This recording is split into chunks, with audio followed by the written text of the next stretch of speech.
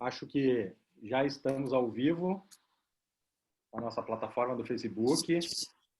Lembrando que essa transmissão é na página do Enlab do Facebook, facebook.com/ninnovationlab, e somente lá hoje.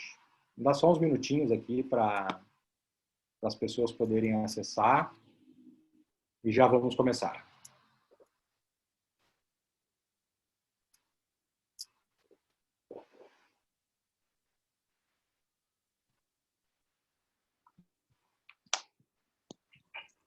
Bom, vamos lá. Primeiramente, boa noite a todos. É um prazer estar aqui de novo nessa nossa série de webinars que a gente vem fazendo durante esse momento tão complicado que estamos vivendo, mas ao mesmo tempo é muito bacana ver os feedbacks que a gente está recebendo sobre esses conteúdos que a gente gera e os insights que estão acontecendo em alguns empreendedores, empresários, e que é o objetivo de todo esse nosso movimento, né? Então, primeiramente, boa noite a todos que nos assistem. Nós somos o Enlab, uma empresa que traz soluções de inovação corporativa para o mercado. Aqui presente comigo estão o Léo, o Fred, meus dois sócios. Um agradecimento imenso ao César, ao Márcio e ao Matheus por disponibilizarem suas agendas, seu tempo para dividir conosco aqui seus conhecimentos, suas experiências, e é um prazer enorme tê-los vocês aqui conosco. Nossa plataforma, como eu já disse, é o Facebook, então as perguntas podem ser enviadas pelo Facebook, nós estaremos ali pegando as perguntas vindo direto da plataforma e trazendo aqui para os nossos convidados. Fiquem à vontade para escrever, colocar comentários, etc. E nesse webinar de hoje, são duas grandes empresas, dois C-Levels, a gente nomeou esse webinar como um encontro de C-Levels. Eles vão trazer duas visões distintas. O Matheus está localizado nos Estados Unidos, então ele vai nos trazer insights do que está acontecendo por lá. O Márcio está aqui no Brasil, então ele vai trazer esse contraponto do que acontece lá e no Brasil. São segmentos diferentes, porém a gente acredita que segmentos distintos nos trazem insights também distintos e podem ajudar mais pessoas. Bom, então, dito isso, Léo, tem um recadinho aí? Então, nós temos apoiado, né, aquele programa da CDL Porto Alegre. Então, tem um website que quem tiver interesse pode entrar, um programa que destina doações para máscaras, enfim, né, doações até algumas em cestas, né, básicas, enfim. Quem tiver interesse, né, tem um site que é o www.vamosemfrente.rs.com.br, é isso, né, Bruno?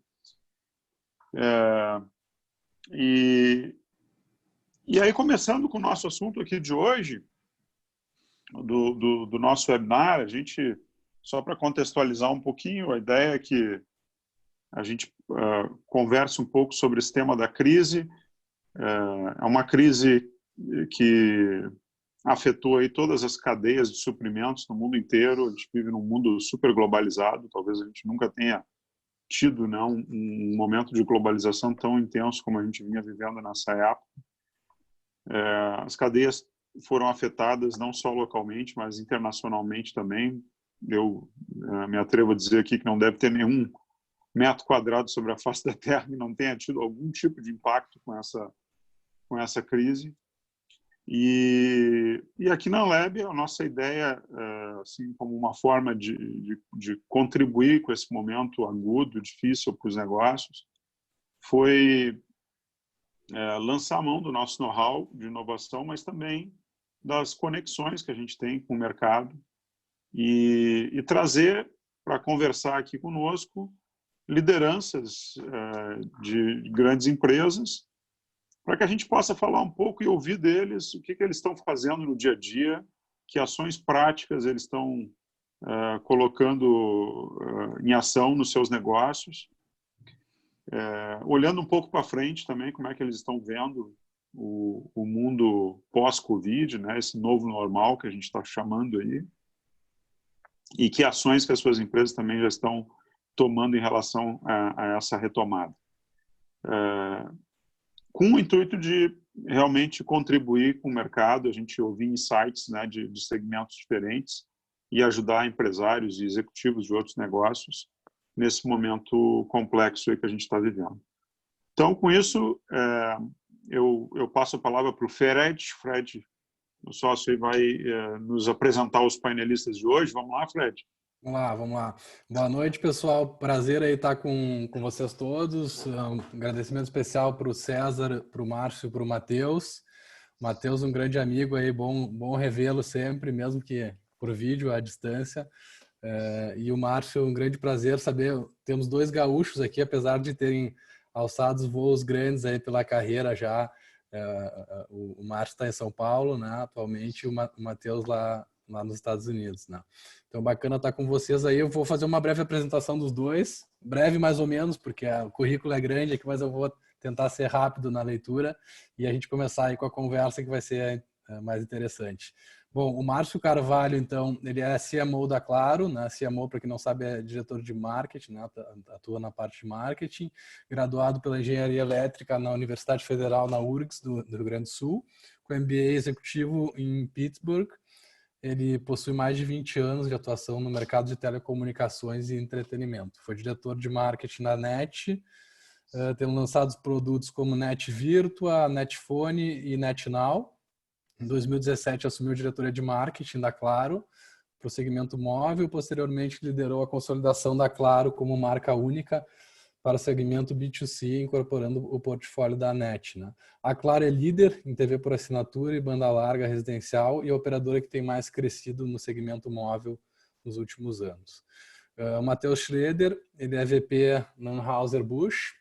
Anheuser-Busch, ela é líder de mercado de cervejas nos Estados Unidos, vende marcas como Budweiser, Bud Light, Stella Artois, Beck's e Michelob Ultra, entre suas mais de 100 marcas. A empresa foi fundada em 1852 e emprega 19 mil funcionários nos Estados Unidos.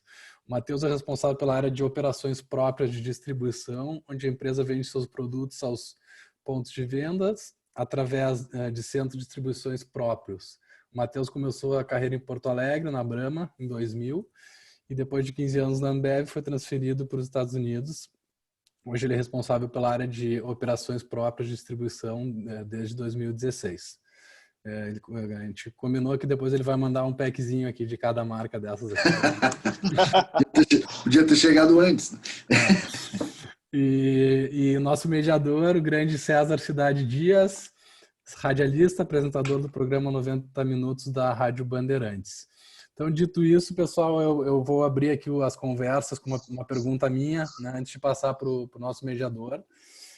A gente tem falado muito mais agora em retomada do que o que já passou, né? Os nossos primeiros webinars, esse aqui eu acho que é o 13º, 14º, a gente conversava muito como é que a crise tinha impactado, que medidas tinham sido tomadas, e agora a gente já está num momento muito mais pensando em retomada.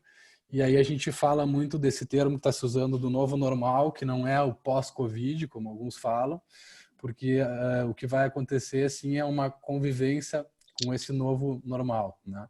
E aí eu abro, então, com uma pergunta para os dois, mais ampla, que é o que eles enxergam como mais importante daqui para frente para uma retomada, adequando seus negócios ao chamado novo normal, né? Se eles pudessem elencar 2 ou 3 pontos que eles estão olhando com muita atenção nessa retomada, né? Eu queria abrir começando com o Matheus, uma visão lá dos Estados Unidos, que eu sei que está num momento bem de retomada agora, mais do que o Brasil, né? Até. Boa noite a todos. Obrigado aí, Fred, pela introdução. A gente está numa fase um pouco mais avançada da crise, né? Aqui nos Estados Unidos. E desde o começo da crise, o mais importante para a gente na nossa operação foi manter a segurança dos nossos colaboradores.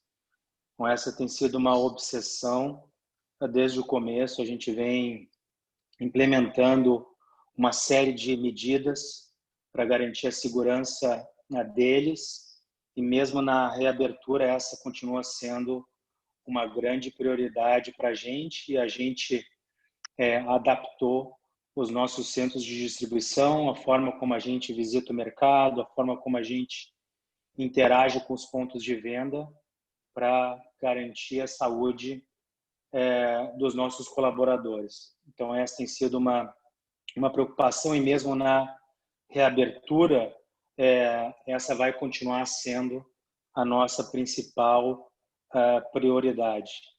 Em relação ao mercado aqui, em relação ao mercado de cervejas, que é a nossa área de atuação, o segmento que foi impactado, o que a gente chama aqui, que é o segmento on-premise, basicamente bares, restaurantes, ginásios, estádios, etc. A gente vem bem devagar, esses segmentos, essas categorias vão abrindo aos poucos, uma preocupação muito grande com o custo da operação para que eles consigam se manter com o mínimo de rentabilidade, dado que eles precisarão seguir uma série de restrições para poder operar e para garantir também a segurança dos seus consumidores, né? Então, o básico em termos de social distance, em termos de reduzir a capacidade das operações, para os que estão abrindo, né, nesse segmento que vem sendo impactado, é o que a gente está enxergando mais à frente, como que essas categorias vão adaptar os seus pontos de venda para poder novamente receber os seus consumidores, né? A categoria de que a gente chama de off-premise, que é supermercados, lojas de conveniência, etc., não foi impactada, né? Porque a categoria são segmentos que estão abertos ao consumidor e as pessoas vão em casa, então o consumo migrou, né, do que a gente chama do on-premise para o off-premise.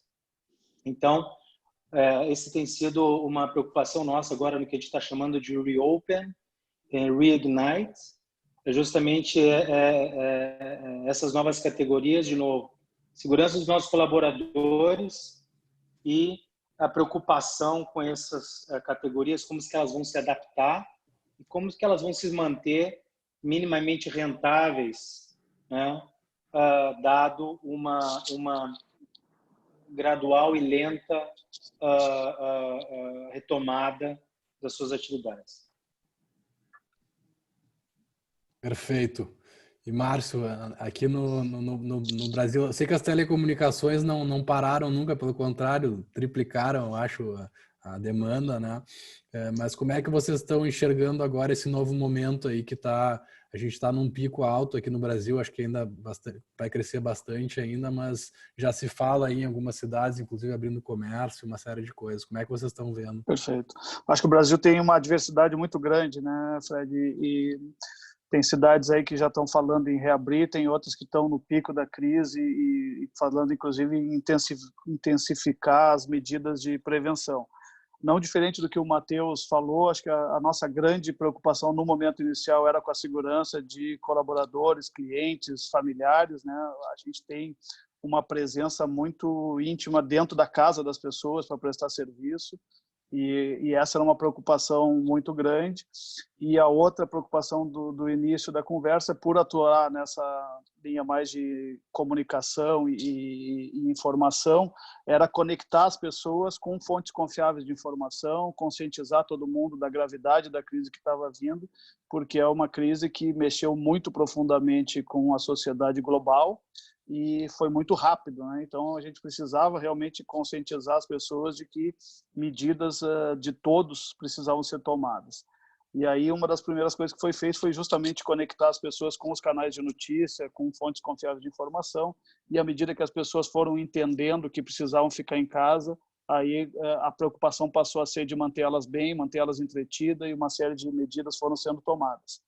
Acho que agora a preocupação, como o Matheus também disse, é com a retomada, né? A gente procurou se adaptar o máximo possível, tanto no ponto de vista de negócio como de responsabilidade social, entendendo que tinha essa crise tem impactos diferentes em segmentos diferentes da sociedade.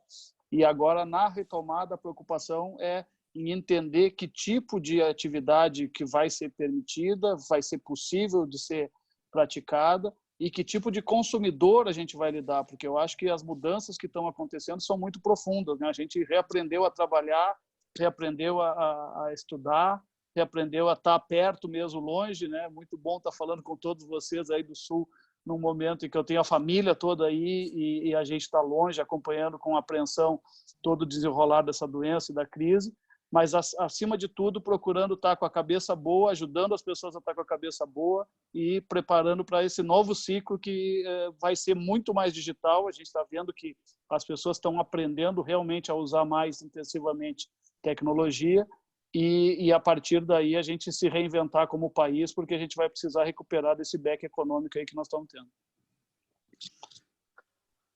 Contribuindo no ponto do Márcio, eu acho que esse vai ser o grande tom da mudança, a mudança do hábito das pessoas, né, dos consumidores. Eu tenho como exemplo minha filha. A minha filha tem 10 anos, as aulas estão paradas aqui desde metade de março, então já tem 2 meses. Ela estuda em casa e basicamente ela estuda no Zoom. Ela aprende agora, recebe as orientações da escola com apresentação de PowerPoint, com links para sites, onde ela tem que fazer upload de documentos, com 10 anos, fazendo trabalho em grupo via Zoom, em vez de fazer um field trip, né, com os colegas, ela pega o iPad, vai para o quintal, com os colegas, e faz trabalho no quintal, etc. Então, eu acho que a aceleração digital e a mudança do hábito dos consumidores que iria acontecer, não sei, 5 anos, 8 anos, 10 anos, dependendo do mercado, vai acontecer em 2, 3 anos, né? Já vinha uma tendência muito grande de digitalização. Eu acho que essa nova geração que está entrando, inclusive pessoas que não estavam ainda dentro do digital, vai ser uma aceleração muito forte e mudanças profundas nos hábitos dos consumidores. César, tudo contigo, César. Tudo comigo. Bom, pessoal, primeiro um prazer imenso poder conversar com vocês, especialmente conversar com o Márcio, conversar com o Matheus, e essa iniciativa que a gente precisa sempre valorizar, e é um orgulho para o Grupo Bandeirantes, eu poder representar aqui, para mim, um orgulho imenso também, porque são a partir dessas ações e atividades que a gente vai fazer uma sociedade melhor. E a pergunta que eu começo fazendo, na verdade, tinha programado algumas perguntas, aí a conversa, a gente vai mudando aqui, já rasguei o roteiro, vamos de novo. Pelo seguinte, e o Márcio sabe que eu sou um indisciplinado, porque pelo seguinte, a primeira ação, deu a pandemia, nós ficamos trancados ali, sem saber o que fazer. O que vocês fizeram para não perder a produtividade dos colaboradores? Qual foi a primeira ação bem prática de corporações gigantes como as de vocês para que conseguisse manter a produtividade idêntica ou um pouquinho pior, enfim, mas o que se fez para se manter a produtividade? Vamos começar com o Márcio. Vamos lá. A gente estava... Acho que a gente teve o grande privilégio dessa crise chegar no Brasil com deslocamento de tempo e de geografia, porque a gente vinha acompanhando com muita atenção o que estava acontecendo na China, depois Europa, né?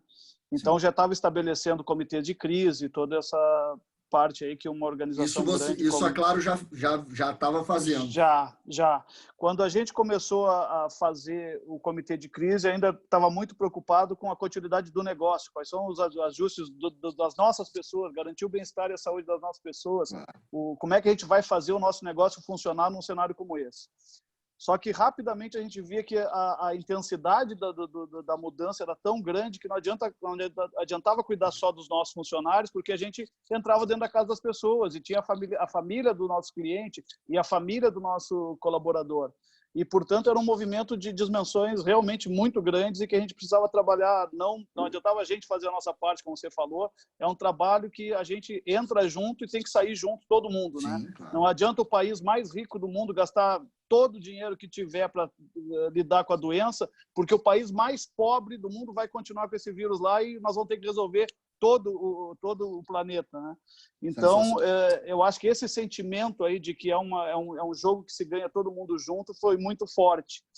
Nós conseguimos colocar as pessoas trabalhando em casa, mais de 20 mil colaboradores trabalhando remotamente com ferramentas de produtividade. Obviamente, estamos contando muito com todos os nossos fornecedores de tecnologia, fornecedores como esse aqui que nós estamos falando, a Zoom, que cresceu espetacularmente aí durante a crise, outros tantas ferramentas de colaboração que abriram essas ferramentas para que as empresas continuassem trabalhando.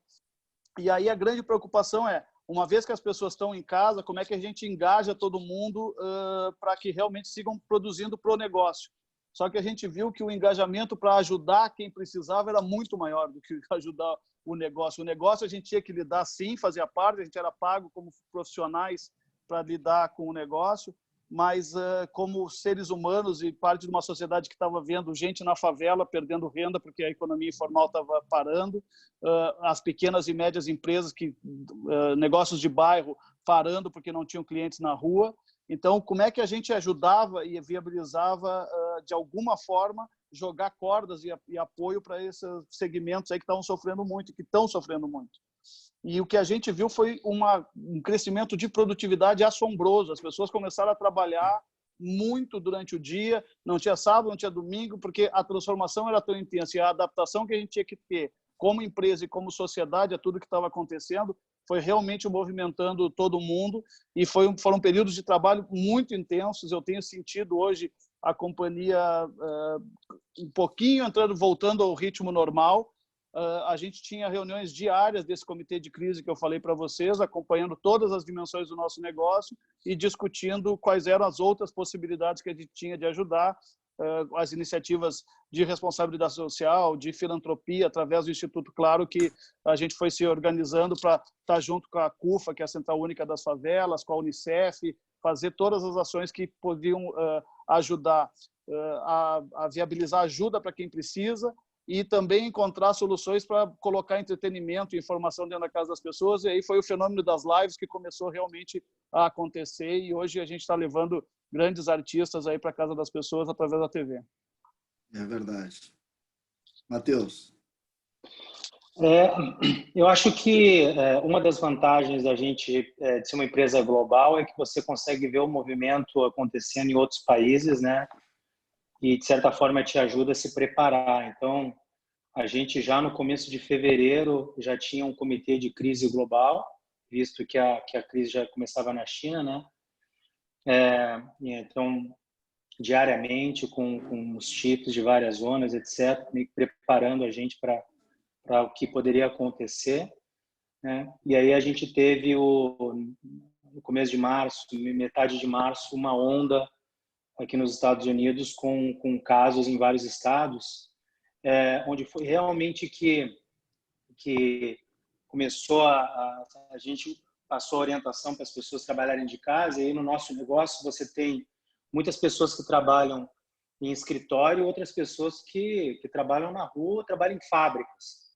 Então você tem aquela realidade das pessoas de escritório trabalhando de casa, mas a fábrica continua funcionando, as nossas operações de venda, nossos armazéns, etc., estão funcionando. E aí, respondendo a tua pergunta em relação à produtividade, quando você é impactado por uma mudança tão grande que você precisa se adaptar, você precisa parar, reavaliar todo o processo das pessoas, e a necessidade faz com que a produtividade aconteça, né? Você precisa...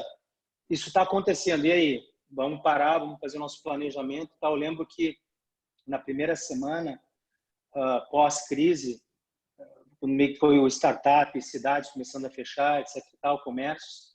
Tínhamos reuniões diárias, assim, do começo, de manhã até a noite, com vários estados, várias cidades, várias operações, várias pessoas, e foi com o trabalho conjunto que medidas foram implementadas desde o começo, de novo, com a segurança responsável, né, por milhares de vidas, né, lá fora dos nossos colaboradores, e também um senso de responsabilidade social com as comunidades que a gente sempre teve aqui, fez com que a gente mudasse o negócio inteiro. Um exemplo disso foi: a gente tem contratos de marketing com todas as grandes ligas, NBA, MLB, NHL, etc. E todos os estádios, né, onde tem os jogos. Naquele momento não tinha jogo nenhum, então a gente fez uma doação de $5 milhões para a Cruz Vermelha, e a gente transformou os estádios em centros de doação de sangue. E a gente migrou o investimento que Budweiser tinha para a comunicação dos times para fazer uma campanha incentivando as pessoas para ir para os estádios, em vez de ir lá para o estádio ver o seu time jogar, vai para o estádio para fazer a doação de sangue. Como é que você adapta o caminhão para o motorista lavar a mão a cada visita? Então, instalamos recipientes de água e sabão na traseira de todos os caminhões. E aí você não podia ter o motorista e o ajudante dentro da mesma cabine. Sim. Alugamos carros para o ajudante ir atrás do motorista para não ter... Então, assim, e isso foi através de uma colaboração. A produtividade aconteceu naturalmente por conta de uma crise que você está enfrentando, e é uma necessidade de você não tem escolha. Você precisa ter o business, a continuidade do negócio, ao mesmo tempo. Sempre foi o nosso dilema, foi business continuity with safety first. Então, como é que eu continuo atendendo o mercado e mantendo a segurança das pessoas? A necessidade fez com que a produtividade acontecesse. E a gente, nos últimos, eu venho falando para meus amigos, familiares, eu nunca trabalhei tanto, tenho 20 anos de companhia, como eu trabalhei nos últimos 2 meses, em casa. Mas, por conta de você ter que se adaptar a tudo isso. Na verdade, é exatamente isso, porque, e aí a gente pode também, o Fred, o Bruno e o Leonardo estão aí também para comprovar, se trabalhou muito mais, se produziu muito mais, quando a gente sentiu a necessidade, né? Sentiu que, opa, não dá para ficar como está. E aí a gente entra numa linha e a gente pode começar a projetar já como as empresas vão caminhar, e as 2 grandes corporações que nós estamos conversando hoje, começa a identificar oportunidades também. Porque tu tem claramente o que fecha, né? Porque aquilo ali tranca, mas tu começa a visualizar essas oportunidades. E aí eu achei interessante que vocês colocaram em comitês de crise a análise do futuro. Hoje o comitê de crise já começa a direcionar para a linha de novos mercados e marketing, ou o comitê de crise ainda está tentando entender essa pandemia?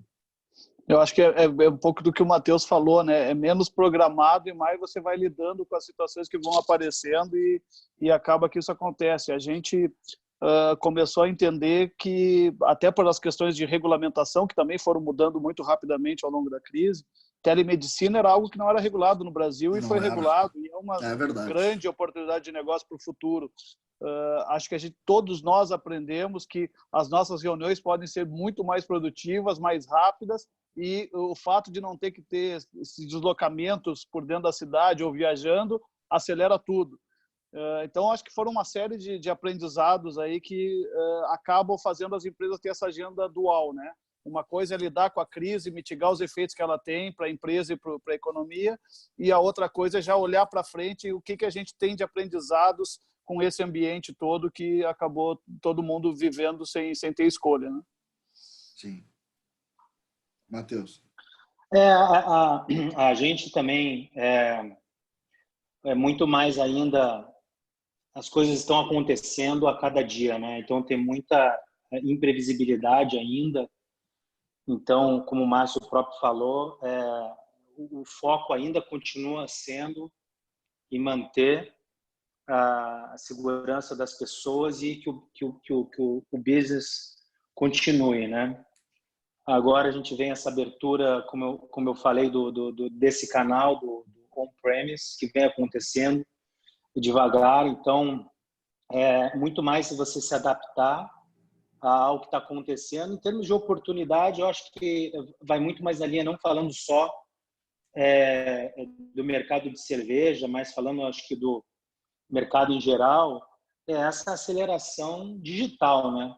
Eu acho Sim. que a aceleração digital vai mudar os hábitos dos consumidores e vai gerar muito mais oportunidades de negócio para uma gama da população. Vimos muitos exemplos em vários países das empresas se conectando melhor com pequenos comerciantes, e pequenos comerciantes tendo acesso a consumidores através de ferramentas digitais, né? Linhas de crédito. Isso vem acontecendo em vários países. Eu vi exemplos no México, na Colômbia, Centro-América, mesmo no Brasil.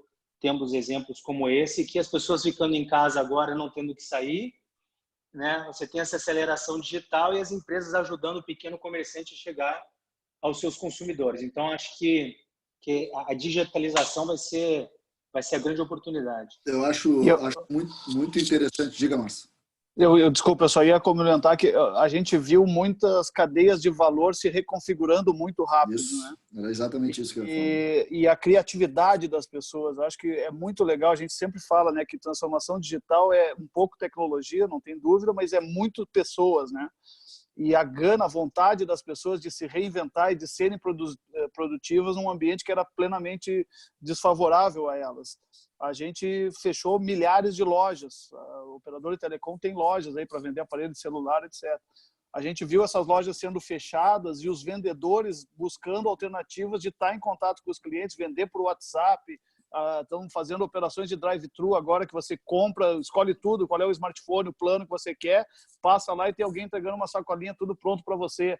Então, eu acho que isso é muito do brasileiro, a criatividade e das pessoas terem o propósito realmente de trabalhar para ajudar a empresa a enfrentar a crise, manter os empregos, porque todo mundo está lutando para isso agora, né? Como é que a gente mantém as empresas operando, a economia funcionando para manter empregos e minimizar o impacto de toda essa reacomodação aí que a gente passou pela questão de ter que estar em isolamento social.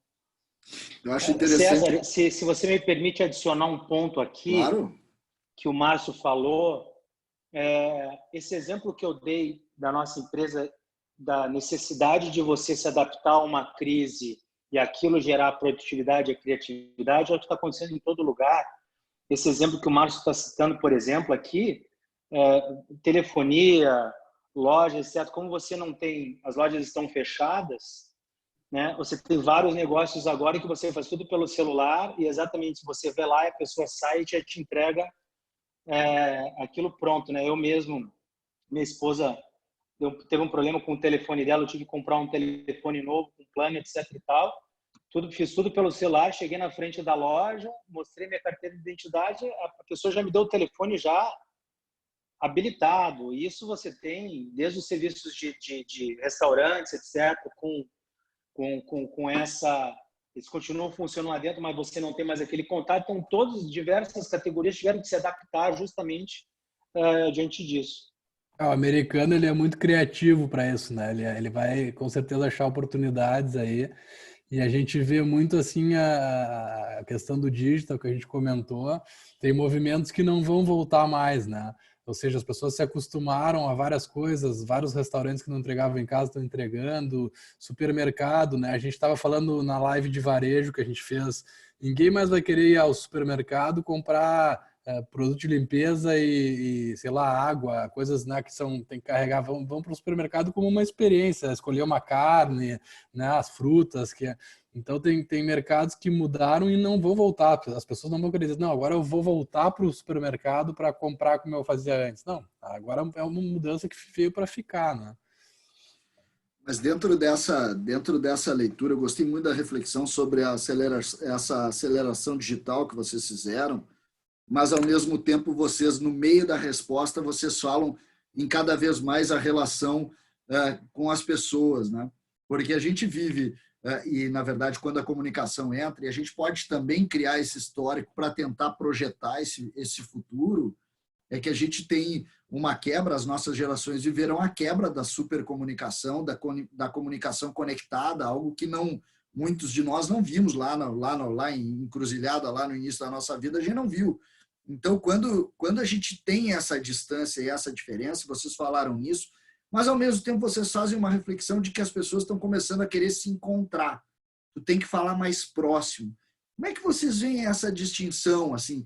Porque eu consigo entender, mas existe, de fato, uma grande discussão entre o supermundo globalizado e a necessidade de eu estar conectado com a esquina da minha casa, com a casa da frente. Como é que funciona isso na cabeça de pessoas que pensam um grande negócio como vocês? Eu costumo brincar que muda a forma, não muda a essência, né? E o ser humano é um bicho social, né? E a gente precisa estar sempre junto de alguém, conversando, trocando ideia, aprendendo juntos. Mas eu acho que a forma está mudando radicalmente. E a gente está vendo que, embora a dicotomia é que, embora a gente esteja obrigado a estar em isolamento físico, a gente está vendo que é muito mais fácil, porque a tecnologia está aí hoje e a gente simplesmente não usava, de estar em contato com os amigos, encontrar gente que a gente não via há muito tempo, eventualmente tomar uma cervejinha juntos num happy hour no final da tarde, porque hoje, ao mesmo tempo que a gente está isolado, não tem mais distância, a gente pode estar conectado com o que a gente quiser.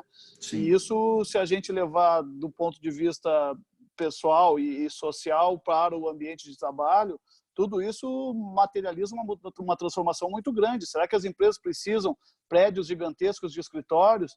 Será que não tem que virar na linha do supermercado um grande centro de convívio, experiência, face-to-face, uma vez por semana, 2 vezes por semana, mas depois a pessoa segue trabalhando em casa e acha um balanço, inclusive, melhor da vida profissional e pessoal? Acho que essas coisas todas que vão seguir evoluindo aí na percepção de o que é esse nosso novo normal, né? Eu concordo com o Márcio. Se você for pensar na duração dessa crise, né, você vai ter esses hábitos que estão crescendo agora exponencialmente se consolidando. Então, se você vai ter uma crise que vai durar em ondas, etc., de 12 a 18 meses que seja, falando globalmente, durante todo esse período da intensificação desse hábito, né? Muito difícil voltar para o que era. Acho difícil voltar, talvez alguma coisa entre, né? Mas vai continuar a necessidade de socializar, etc. Mas, dado que muitas pessoas vão ter experimentado dessa forma digital de socializar, muitos deles não voltam, né? Essa é a minha visão. Sim. Bruno tem uma pergunta aí, Bruno. Nossa live está bombando? Vamos lá. Boa essa, hein? Está bombando no Facebook. Para quem não acompanhou o início, então a nossa transmissão é no Facebook da Enlab. E vamos pegar uma perguntinha ali, então, do Jaime Monteiro. As empresas que não trabalhavam em home office antes da pandemia, né? Fica o aprendizado e até a revisão do formato para pós-pandemia. Qual a visão de dentro das empresas para esse fenômeno que aconteceu durante a pandemia? Se isso se estende, se isso continua, permanece, ou se no médio prazo ela tende a voltar como era antes? Qual que é a visão de vocês, tanto nas empresas e particular de vocês? Mandar um abraço para o Jaime. O Jaime é funcionário da Claro, lá do Norte. Está nos assistindo de longe.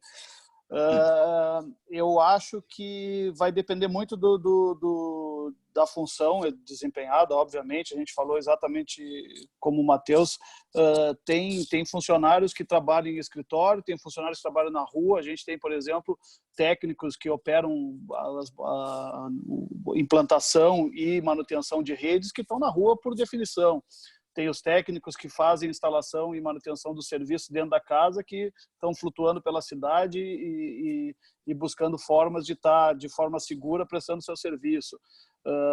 A gente tem operadores de call centers inteiros que até então eram pontos físicos num prédio, que a gente conseguiu descentralizar e colocar essas pessoas a trabalhar a partir de casa, e o trabalho delas é estar na frente de um computador atendendo o telefone. Então, claramente dá para fazer de uma forma mais flexível e diferente. Então, acho que vai se adaptar caso a caso, mas com certeza acelera muito a adoção de trabalho remoto, dessas ferramentas de colaboração que a gente está vendo se popularizar agora nesse cenário. Matheus. É exatamente isso. Depende do ramo da empresa, depende da posição, da função que a pessoa exerce, mas com certeza esse modelo de home office, eu acho que não é tudo. Tem um ponto muito positivo do trabalho no escritório, que é o convívio, é a troca de ideias, é o brainstorming, né? Então, você ver os seus colegas. Então, eu acho que não é nem 880, né? Não é nem volta tudo como era antes ou agora é tudo home office. Eu acho que vai ser um modelo híbrido. Essa é a minha visão, não é a visão da empresa, essa é a minha opinião. Poderia ser um modelo híbrido, né? Que, dependendo do ramo da empresa, do que a pessoa faz, etc., vai de cada empresa de criar as suas políticas, né? Não há um extremo, na minha visão. Muito obrigado, Matheus. O Leonardo tem uma pergunta? Eu queria primeiro fazer uma contribuição, fazer um leve contexto aqui e a gente entrar numa pergunta aqui também que a gente traz do Facebook. Eu estava lembrando aqui, né, a gente estava conversando aí sobre essa questão toda do impacto da crise. Essa é uma crise que, sem dúvida alguma, vai gerar uma repercussão de longo prazo, né? Não é uma crise como foi a crise bancária agora, ali de 2008, né? Não é um soluço. A gente está vendo um negócio com consequências amplas, globais, e, na minha opinião, a gente ainda vai ver algumas repercussões muito importantes e de muito impacto em função da economia daqui para frente, né? Não é só a questão da saúde. E eu fiquei lembrando assim dos meus pais, né? Eu também já tô já tô para lá, né? Do Cabo da Boa Esperança, mas os meus pais viveram na época, a infância deles e a juventude deles foi na época das grandes guerras, né? Eles viram as grandes guerras e eu sempre notei neles e outras pessoas, evidentemente, que também passaram por isso. Isso faz um impacto muito profundo, né, nas pessoas. Se a gente for para a Europa, a gente vai ver famílias que até hoje têm um cuidado todo na economia, né, no que vai usar de consumir, enfim, de tudo, porque existia uma escassez absurda na época, né, e as pessoas criaram esse hábito, né? Então, pensando um pouco assim nessas gerações novas que estão passando por esse fenômeno agora, né, que a gente provavelmente no futuro vai enxergar pessoas que valorizam muito mais a ciência, que valorizam muito mais a tecnologia, que talvez valorizem muito mais o lado humano também, porque a falta que fez esse contato, né, e a necessidade da pessoa de saber como é bom ter um abraço, né, enfim, são coisas que certamente vão marcar essas gerações. E aí tem uma pergunta que a gente recebeu aqui há pouco, né, do Batista Jacques, né? E ele diz assim: boa noite, pessoal, parabéns pela live. Uma pergunta, ele endereça para ti, Márcio, mas eu acho que o Matheus também, com a questão de ter filho pequeno, aí vai ajudar. E ele pergunta sobre como é que vai ficar a questão da educação, né? Como é que a educação vai ser impactada daqui para frente? É uma questão que a gente já vem falando há muito tempo aí, pela questão da tecnologia, né? Todo mundo fala que educação é um negócio que já está... O velho quadro de giz não tem mais espaço.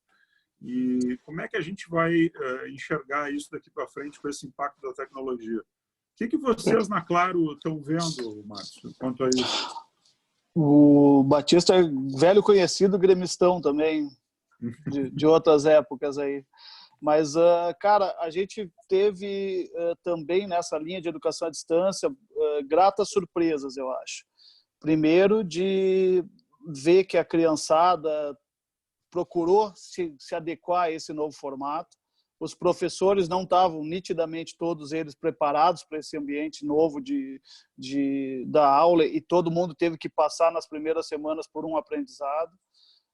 A gente viu universidades que já estavam até mais avançadas na questão de ensino à distância, mas que isso toma uma outra proporção, porque antes era um percentual dos alunos e das aulas que eram à distância, e de repente tudo tem que virar à distância. Então, tem desde a capacitação e as ferramentas que a escola tem que ter, ou a universidade, para fazer bem feito o trabalho de educação à distância, e a transformação e o aprendizado que tem que passar quem está do outro lado, tentando aprender com um processo que é nitidamente distinto, né? Mas acho que, de novo, não é nem tanto ao céu nem tanto à terra. A gente tem que achar o equilíbrio das duas coisas, mas você pode ter, sim, sessões com grandes especialistas que são super disputados e que você não consegue trazer a todo momento se for presencial e físico, dando grandes aulas para muita gente. E eu acho que é esse o aprendizado que a tecnologia está trazendo agora, no sentido de que a gente pode ter disciplinas e professores que são muito bem formados para dar aulas à distância, e também complementar isso com a formação dentro das escolas, que também, pelo convívio social, pelos laboratórios, pela troca de experiências, é muito importante.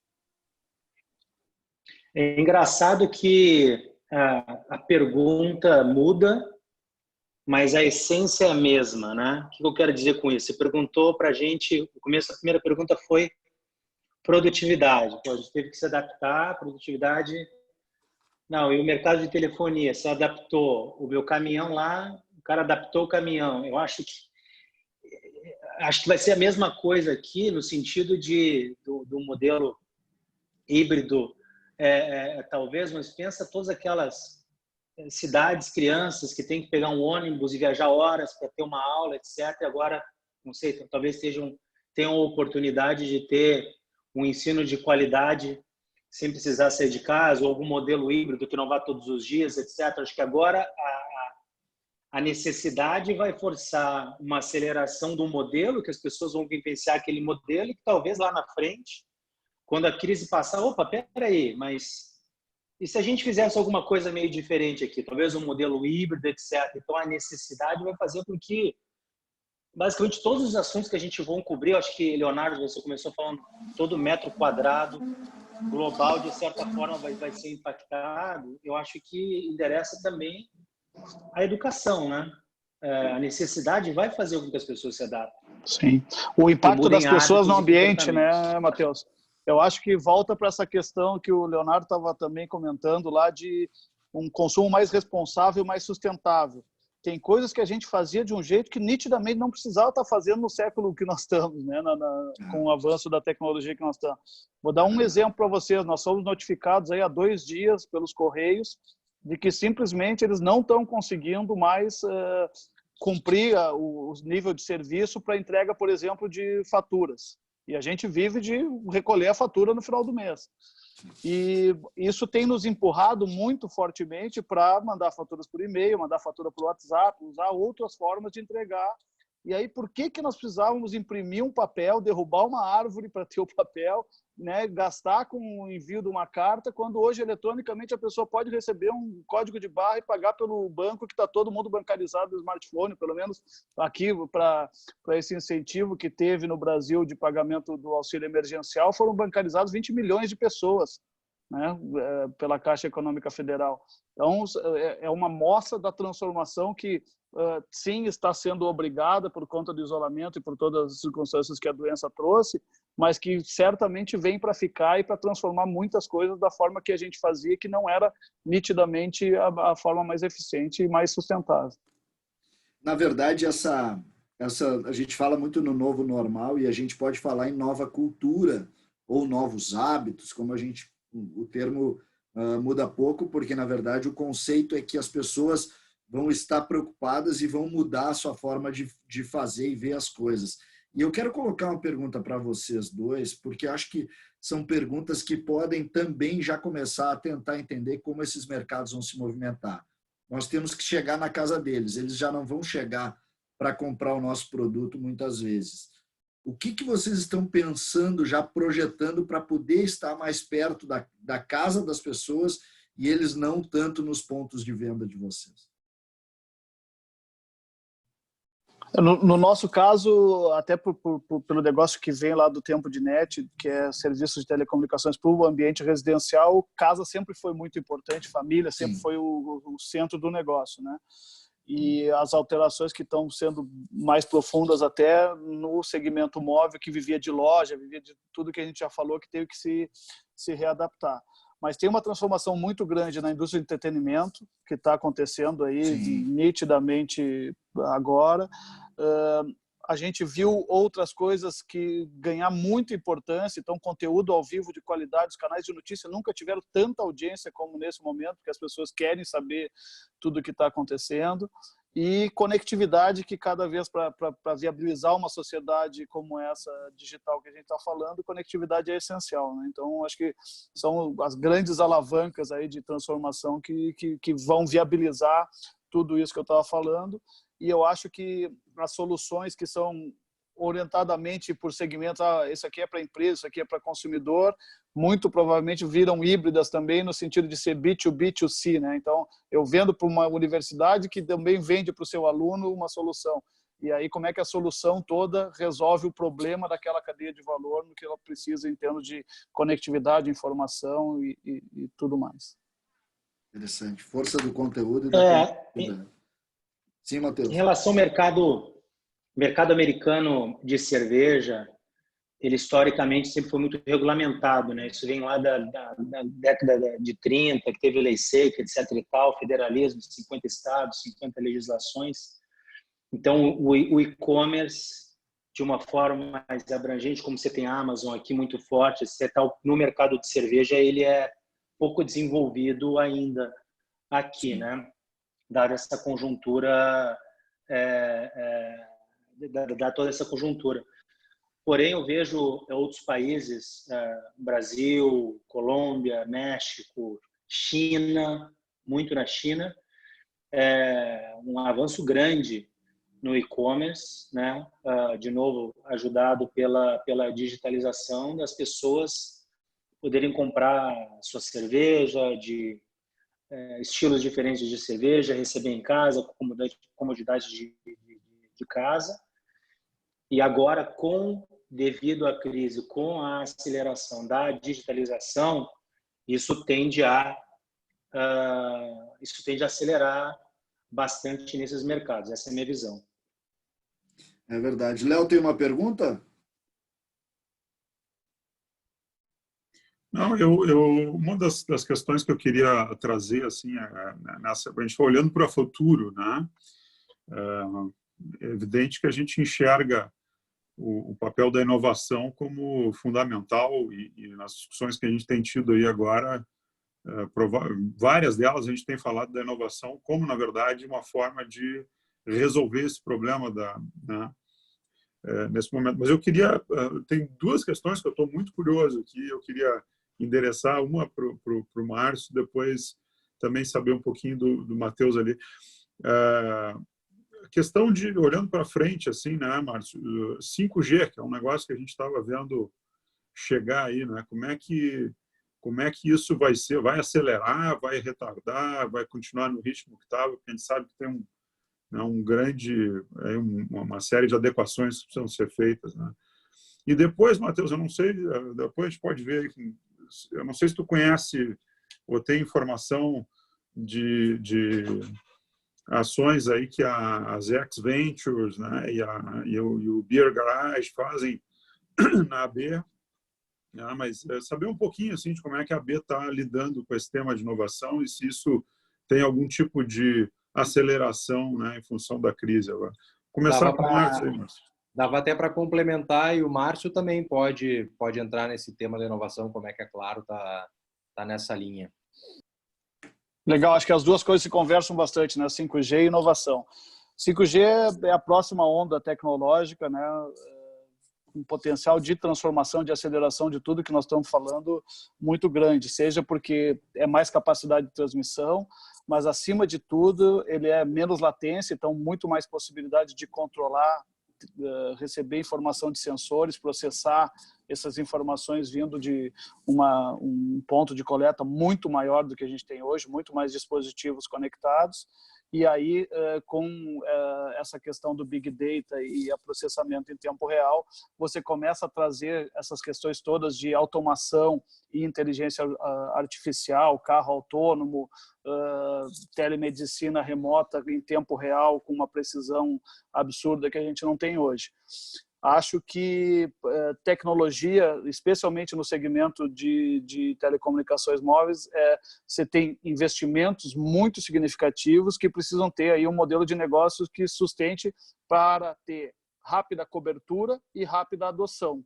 Nós não podemos esquecer que para o 5G ganhar escala no Brasil, a gente vai ter que colocar muito mais antenas, porque ele trabalha com frequências mais altas e aí o raio de atuação de cada antena é menor, então vai precisar mais antenas nas ruas, e isso é muito investimento, e é atualização das políticas públicas, porque tem muita restrição regulamentar hoje na implantação de antenas, e o consumidor também vai ter que se adaptar, porque ele vai ter que ter um smartphone que seja compatível com 5G.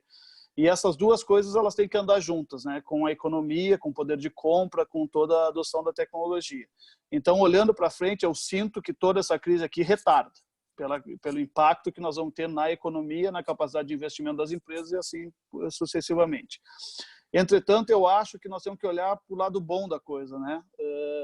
Dos últimos 2, 3 anos, a tecnologia atual 4G evoluiu para o 4.5G e a cobertura que nós temos hoje de LTE, de 4G nas principais regiões do Brasil, possibilitou uma experiência hoje de acesso à internet no dispositivo móvel muito diferenciada e comparável com a que a gente tem em casa no Wi-Fi.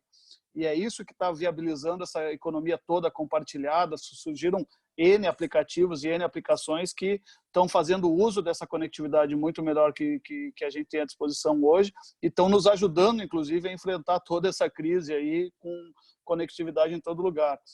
Vocês viram aí surgindo vários hospitais de campanha em pontos improváveis, como ginásios, estádios, etc. E a gente muitas vezes está conseguindo conectar no curto prazo esses hospitais com tecnologia móvel, porque a fibra ótica simplesmente não está lá, a adequação para passar cabo não está lá. E precisa ser rápido, porque os médicos precisam estar conectados e sabendo e reportando os casos e assim por diante. Informação no combate à crise é fundamental. Então, eu acho que a faca tem 2 gumes aqui. Tem um lado o Brasil tem evoluído muito, até pelos grandes eventos que o Brasil sediou no passado, aí, tanto Copa do Mundo como Jogos Olímpicos. Ali a gente acelerou muito a implantação de infraestrutura de última geração que existia até então, que é o 4.5G. E olhando para frente, o 5G está vindo aí, está começando nos mercados mais maduros e com maior potencial de investimento. E à medida que a tecnologia vai ganhando escala, a equação de custo vai chegando a um lugar em que a gente consiga trazer para a realidade do Brasil com mais escala e com mais penetração também. Leonardo, excelente pergunta. O ZX é um braço nosso global, sendo uma empresa global com uma escala muito grande, viu-se a necessidade de você estruturar um business independente, com autonomia, recursos, para gerar o que a gente chama de resultados exponenciais, né? Então, funciona como se fosse uma venture capital, que ele tem esses recursos, você tem um board da própria empresa que apresenta, né, para um conselho na empresa mãe, né? E eles são focados basicamente em 4 grandes áreas de atuação.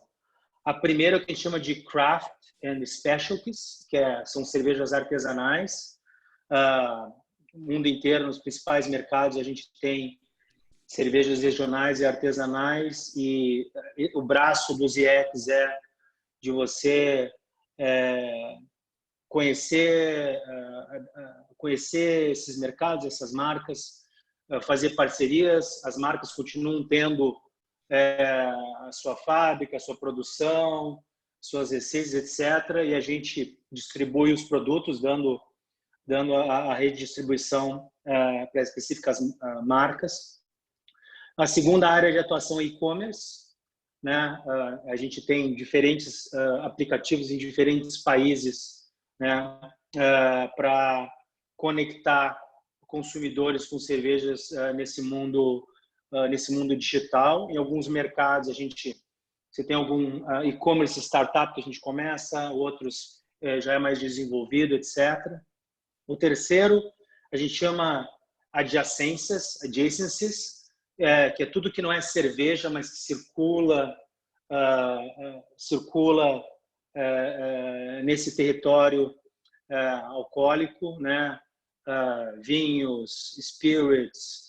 Você tem um fenômeno aqui nos Estados Unidos de seltzer, que é uma água saborizada com gás e álcool, mais leve, sem calorias, etc. Circula, se enquadra nessa descrição. Vinhos em lata, né? Que é uma outra coisa que também está se explorando. Coquetel pronto para beber em lata também, que você tem a comodidade da lata, mas num líquido mais diferente, ou seja, explorar diferentes líquidos que circulam adjacente ao universo cervejeiro.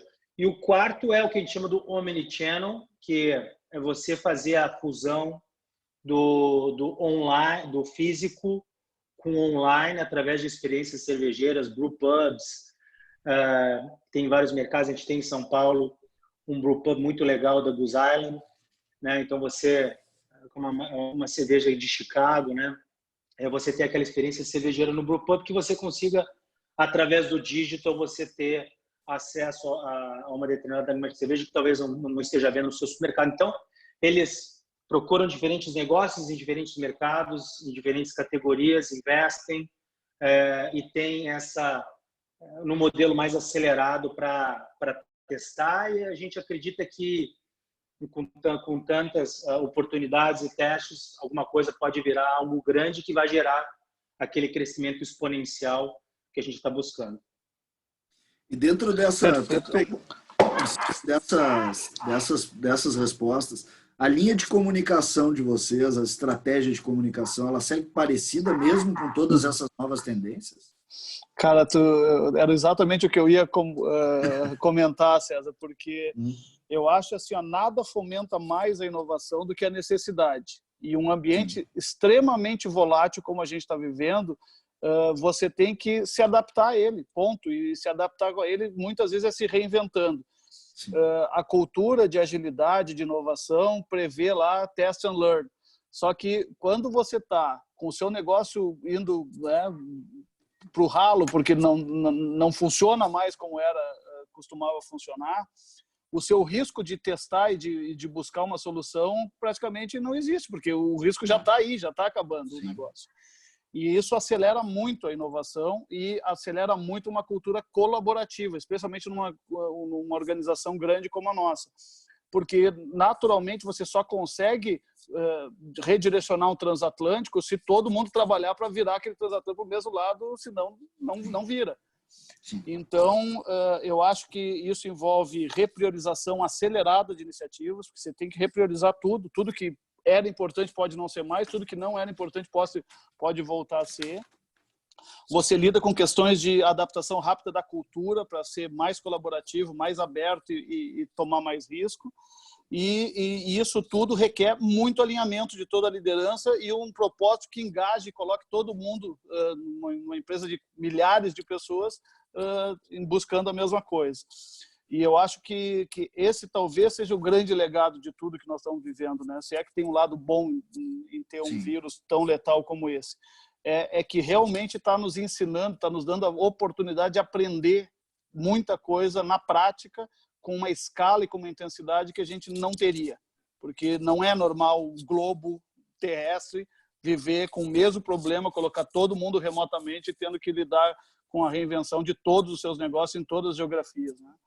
E sobre a comunicação, a gente viveu exatamente isso. A gente acordou e, claro, uma das responsabilidades que eu tenho é de comunicação, e a gente acordou e olhava para a nossa publicidade e dizia, cara, não tá legal, não dá mais para continuar essa comunicação desse jeito, porque a conversa é outra. A gente vinha falando, você merece o novo, qual é o seu próximo novo, falando de inovação, de coisas utilitárias, de produto, de ofertas, e a conversa era nitidamente outra. Então, a gente teve que se reinventar, trabalhar muito fortemente com a nossa equipe de comunicação, com as agências, etc., para mudar o tom da conversa.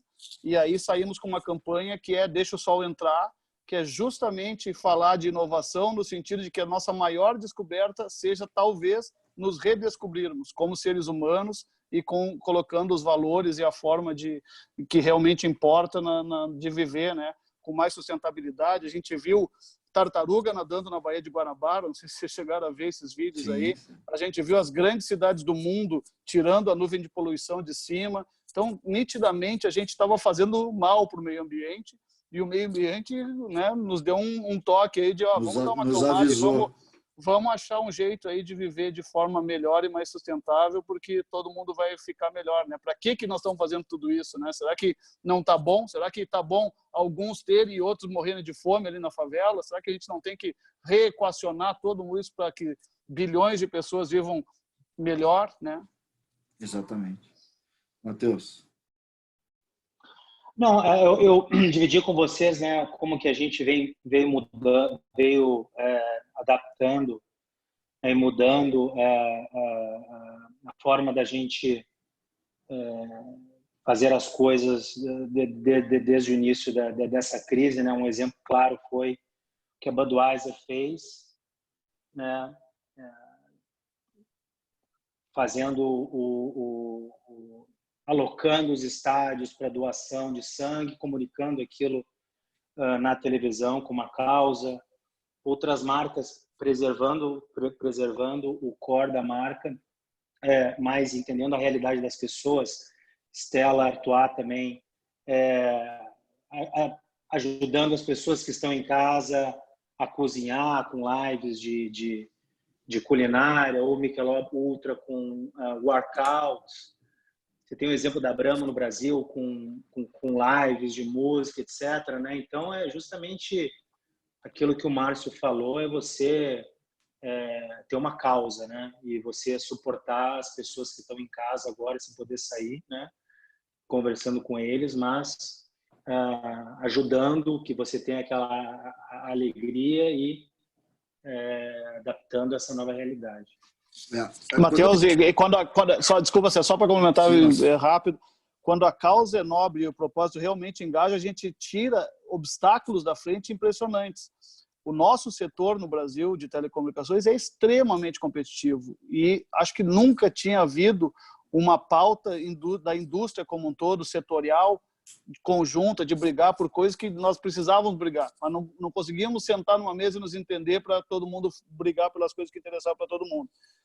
Quando a gente lidou com esse tamanho desse problema e conseguiu estabelecer aí uma causa comum, foi muito fácil colocar todas as teles para trabalhar, a gente conseguiu fazer campanhas juntas, todas as teles, fique bem, fique em casa, era uma mensagem que a gente tinha que passar para todo mundo, e começou realmente a colaborar numa série de outras frentes, como você falou, de causas que estão ali para ajudar a todo mundo a se recuperar e sair dessa crise que nós estamos vivendo, para que a economia como um todo reaja mais rápido, né? Porque quanto mais demora, mais pior vai ficando, especialmente para pequenas e médias empresas, para quem vive de economia informal, de tudo que não está girando porque as pessoas estão em casa.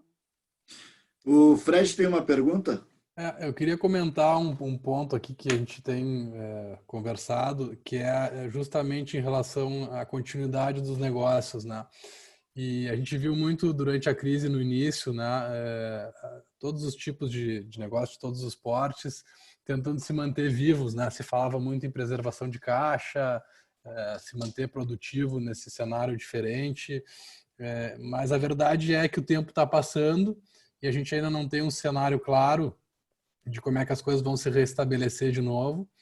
e a gente teme muito por sendo um pouco negativista aqui talvez, mas por uma grande depressão, né? E talvez, principalmente dos pequenos negócios, né? Eu acho que é mais direcionado para o Matheus, e não só dos pequenos negócios, como os trabalhadores também. A gente vê os Estados Unidos passando da casa aí de 20%, né, Matheus, de desemprego. Acho que o último número que eu vi foi 16%, uma coisa assim, que é incrível, né? A gente sabe que o mercado americano é diferente também, ele se recupera muito rápido, porque demitir é mais fácil de demitir e contratar. Mas é assustador ver, e isso vai gerar impacto no consumo. Vocês duplamente, porque vocês dependem do cliente final, dependem também dos negócios, que é o canal para chegar no cliente final. Como é que vocês estão enxergando? Vai haver uma consolidação dos grandes? A gente até conversou um pouquinho sobre isso ontem, quando a gente, né, conversou sobre a live. Como é que vocês estão se preparando para isso? Vai haver uma queda de faturamento? Existe esse risco? Está no cenário de vocês? Vocês estão mapeando esse cenário? Novamente, você tem dois tipos de segmentos, né? O segmento on-premise e o off-premise, né? E a maioria do mercado nos Estados Unidos é o off-premise, que supermercados, lojas de conveniência, mini-mercados estão abertos, estão funcionando, não estão passando por esse tipo de problema. Então, o problema ele reside mais no segmento de bares e restaurantes, que é a alma do mercado cervejeiro. Você, o bar, você tem experiência com a marca, encontrar os seus amigos, etc. E em relação a esse segmento que vem sendo impactado mais, a gente como empresa, e não só a gente, mas outras grandes empresas do mercado, a gente vem fazendo o máximo que a gente pode, como doações em dinheiro para associações de bares e restaurantes em diferentes estados. Tem uma frente legislativa forte também, tem a própria ajuda governamental, federal, para ajudar os pequenos negócios. Eu não vejo algo como consolidação. Nesse segmento é muito fragmentado, de bares e restaurantes, né? Mas à medida que o mercado for reabrindo e se adaptando, a gente vai ter um pouco mais de clareza em relação a como será daqui para frente, né? A gente, como empresa, vem estendendo linhas de crédito, vem perdas com produtos vencidos, etc. Né? A gente vem ajudando nessa linha, né? Mas é um mercado muito fragmentado, um mercado muito grande, e só o tempo dirá como que vai se consolidar no médio e longo prazo. Nós tivemos algumas perguntas aqui, eu ia passar tem uma pergunta do Geanderson Lenz, que ele faz, na verdade, específica para o Matheus, mas a gente pode tentar contextualizar. Ele diz que a chegada do Airbnb ou do Uber mudaram os segmentos do transporte, o segmento da hotelaria da mesma forma. Eu desde já agradeço aqui a participação dele na live. Mas a pergunta que eu queria fazer é, dentro disso, vocês veem dentro do segmento de vocês alguma grande ação de inovação que possa também criar uma nova regra? No meu segmento, não. A minha área, que é uma área de operações próprias, de distribuição de cerveja, como eu falei, é um mercado regulamentado, um mercado estável. Não vejo. O que eu vejo são novos produtos, né? Eu citei o exemplo aqui a gente lançou recentemente um produto que chama Bud Light Seltzer, né? É um produto, de novo, é um produto que é feito à base do malte, mas o líquido é transparente, ligeiramente gasificado, não tem baixa caloria, teor alcoólico de uma cerveja muito leve. É um segmento que vem crescendo bastante aqui nos Estados Unidos, né? Então eu vejo muito mais novas proposições, novas marcas acontecendo para o mercado, mas não uma algo que seja disruptivo da forma como o mercado é atendido. Ó, já fiquei com vontade de tomar essa cerveja nova aí. Eu também. Nessa hora ainda. Tem que mandar pro Brasil isso aí. Ficou numa roda de amigos, né, cara? O Matheus tá de brincadeira. A gente lançou aí no Brasil uma no carnaval. Não, e tu fala com uma empolgação. Tu fala com uma empolgação disso que eu fiquei. Mas isso eu me lembro dele desde quando ele vendia a Brahma aqui em Porto Alegre, já era assim. Bons tempos da Brahma. Podemos ser Focus Group aí, testar para comprar nada. E, Márcio, tu enxerga alguma coisa nessa linha? Eu volto para aquela questão. Eu acho que tudo vai depender do quão duradoura forem essas transformações na parte comportamental e de atitudes e hábitos do consumidor, né? Conforme muda a equação de valor, eu acho que surgem sim novas oportunidades. A gente vai ter que estar atento e ligar aí os sensores para estar bem próximo dos consumidores, dos clientes, para ir vendo essas oportunidades. Acho que o cenário que a gente vive traz uma necessidade de estar muito próximo de toda a cadeia de valor de suprimento também, como o Matheus falou, né? A gente está vendo aqui no Brasil, Manaus e o norte do Brasil numa situação muito crítica, né? E o Manaus tem o polo lá da industrial de Manaus, né? A Zona Franca. Sim, e grande parte dos nossos terminais de tecnologia a gente usa fabricados no Brasil e fabricados lá em Manaus. Qualquer disrupção nessa cadeia de valor vai ter muito impacto no nosso negócio. Não ter a disrupção na cadeia de valor não depende da gente, depende do vírus e da capacidade que a gente vai ter de tratar o vírus e não acelerar mais do que já está acelerado lá naquela região. Então, claramente, você tem variáveis que você não controla e a gente vai ter que ir vendo que cenário que está se desenhando como o mais provável para daí sim começar a pensar numa retomada gradativa e novas oportunidades, né? Eu vou fazer a última pergunta, depois eu vou passar para o Bruno, que me chamou a atenção nas respostas do Matheus e do Márcio, na grande maioria das respostas, a expressão solidariedade. Em praticamente todas as respostas, em algum momento, vocês encostavam alguma coisa de responsabilidade social e de solidariedade. Eu sei que essas duas grandes corporações têm isso dentro da sua organização.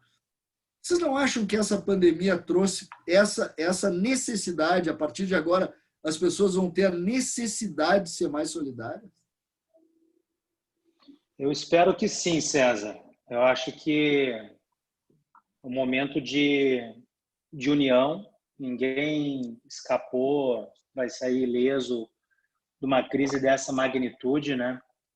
E preocupação com as pessoas, preocupação com o próximo, com as suas comunidades.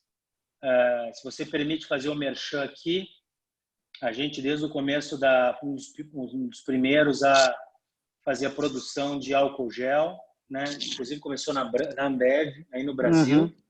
Hoje, todas as nossas operações, a maioria dos países, inclusive aqui nos Estados Unidos também, o álcool gel que a gente produz, disponibiliza para órgãos governamentais, para a Cruz Vermelha, e para as nossas fábricas, nossas operações próprias também. Máscaras, a própria Ambev no Brasil ajudou a construir um hospital em São Paulo, acho que foi em 2 semanas ou 10 dias, em tempo recorde. Doações para a Cruz Vermelha, doação de tempo de mídia para que as pessoas doem sangue, doação de água. A gente doa, inclusive a gente tem um energético nosso aqui, orgânico, nos Estados Unidos, que chama Highball. A gente doa energético para os hospitais. A gente sabe que as pessoas estão trabalhando tal energético orgânico sem caloria, doamos para as operações para os hospitais, para os profissionais da saúde.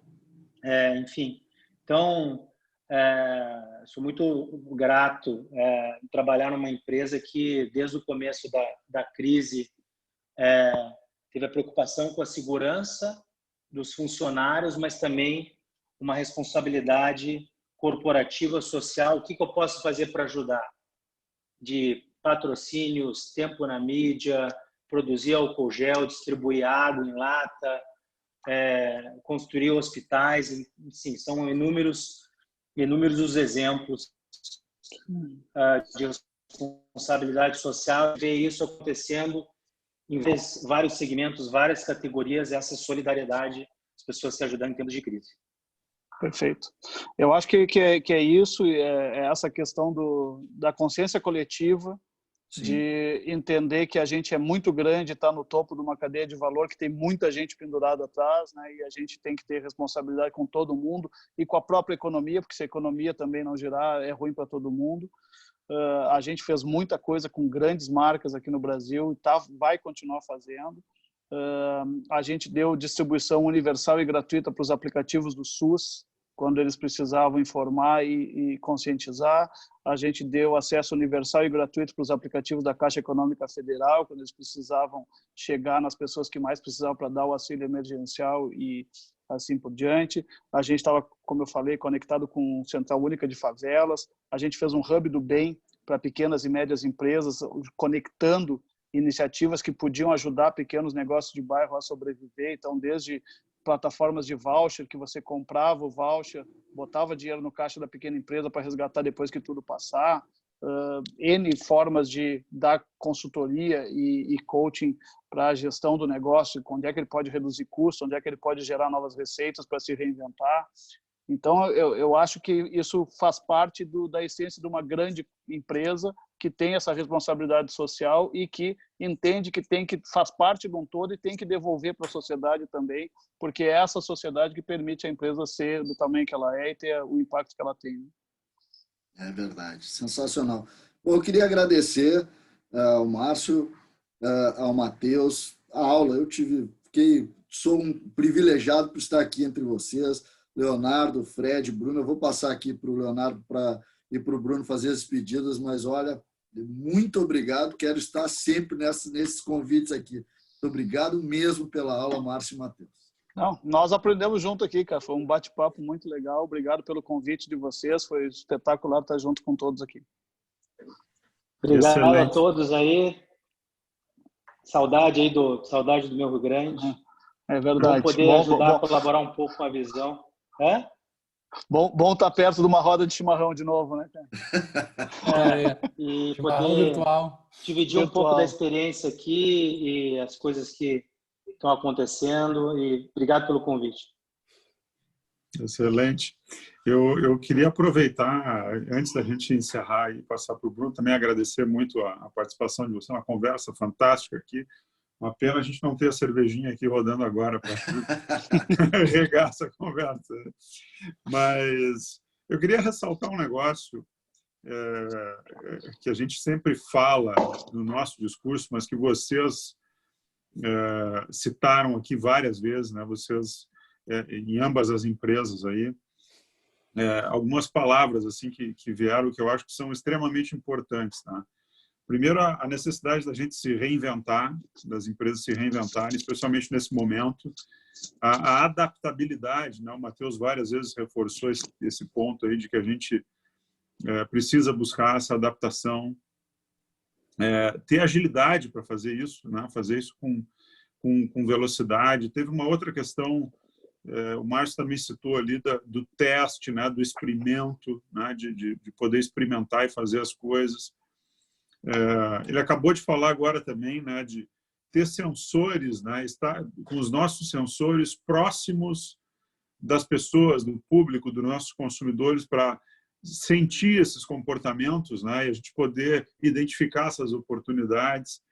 A gente falou de propósito também, né, um propósito que engaje as pessoas, que mantenha a empresa unida e vibrante e com alta performance nesse momento. Falamos de tecnologia, mas falamos também de colaboração, né?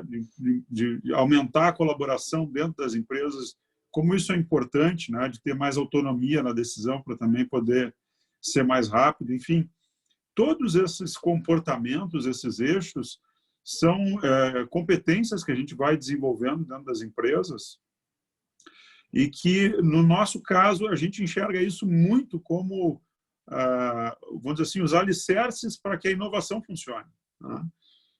Quando a gente fala de inovação, a gente não está falando assim vamos fazer um projeto agora e vamos criar um produto novo aqui. A gente está falando de um conjunto de competências que as empresas precisam ter e tudo isso que a gente falou aqui está dentro desse universo de competências, né? Ser ágil, colaborativo, ter autonomia, ter experimentação, ter teste, essa cultura toda que vai se criando e que não é uma coisa que a gente consegue fazer assim de uma hora para outra, né? Eu tenho absoluta certeza de que isso é uma construção de alguns anos que vem acontecendo na empresa de vocês. Então, eu só queria arrematar esse final com um comentário meu, chamando a atenção, né, do mercado, de como é importante a gente construir isso e quão é grande a diferença que isso faz num momento desses. E que provavelmente vai fazer daqui para frente, porque a gente está vivendo uma crise agora que é um momento agudo, em que tudo mudou muito rápido, mas o que os fatos e dados nos mostram é que o cenário lá no futuro é um cenário de mudança rápida, né? A gente falou antes aqui de uma volatilidade absurda, e é isso que a gente vai ver daqui para frente. Então, é super importante, nevrálgico, que a gente, como liderança nas nossas empresas, começamos a investir nessas coisas, né? A pensar nisso e a estruturar isso de forma, né, mais sustentável, né? E até numa visão mais de longo prazo dentro das empresas. Esse era eu queria assim fechar, porque eu achei que isso, né, é uma lição muito importante que a gente ouviu de vocês aqui hoje. E aí passar para o Bruno. Aí, Bruno, faz muito aí bom, Léo. os encerramentos. Tu resumiu esse bate-papo aqui, que foi sensacional. Tá fácil nos top 3 webinars que a gente realizou. Grandes ensinamentos, grandes insights. Eu quero agradecer de novo muito a presença do Márcio, do Matheus, do César, brilhante na sua posição. Muito obrigado pelo tempo de vocês e pela contribuição. Nós também gostaríamos de agradecer a CDL Porto Alegre e o Grupo Bandeirantes, que são nossos apoiadores aqui na nossa série de webinars. Aproveito também para lembrar que amanhã teremos uma nova live destacando a visão jurídica da crise. Vamos ter aqui o Procurador-Geral do Estado aqui do Rio Grande do Sul, Eduardo Cunha da Costa, junto com o Michel Gralha, da Zavanha Gralha Advogados. E no dia 25 também teremos uma segunda edição de um webinar referente ao setor das indústrias. Bom, a gravação desse webinar fica disponível aqui no Facebook, também na nossa página do YouTube, Leader Lab. Muito obrigado a todos, boa noite, fiquem bem, fiquem seguros e nos falamos numa próxima. Abraço, pessoal. Boa noite, obrigado. Grande abraço. Tchau, obrigado. Tchau, tchau, obrigadão.